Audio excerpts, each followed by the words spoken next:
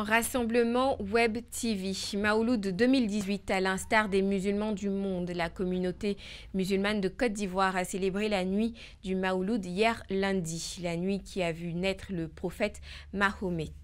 La cérémonie officielle s'est tenue à la grande mosquée de la Riviera 2. C'était en présence du chef de l'État, Alassane Ouattara. L'imam, dans son homélie, a invité tous les musulmans à la cohésion sociale, à la tolérance et au vivre ensemble.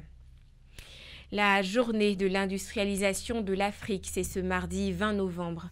La Côte d'Ivoire veut développer l'industrie pharmaceutique selon le ministre en charge de l'industrie, Souleymane Diarra-Souba. Le plan national de développement 2016-2020 fait de l'industrialisation l'un des piliers de la transformation structurelle de l'économie. L'objectif de cette journée est de montrer l'importance de l'industrialisation dans le processus de développement de l'Afrique. Le salon de la famille, les organisateurs s'activent. Abidjan abrite du 29 novembre au 1er décembre prochain le salon de la famille. Famille et finances, famille et éducation, famille et communication sont les termes qui seront abordés lors de cette première édition. Le but est d'emmener les familles à instaurer un climat de paix et de cohésion sociale dans leur environnement de vie.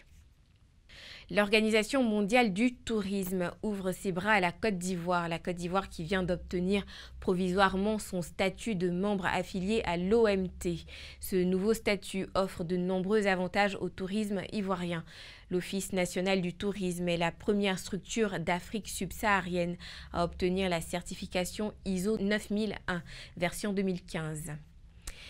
Mode Afrique Fashion Show 2018, le plus grand défilé de mode du pays, a tenu toutes ses promesses. Patéo a présenté un large échantillon de sa collection Sahel samedi dernier à Abidjan. Des tenues sobres réalisées dans des coupes et coutures classiques, portables à toutes les occasions. Un accident fait des morts à Djebonois, à Sangou, localité située à 10 km de Bouaké.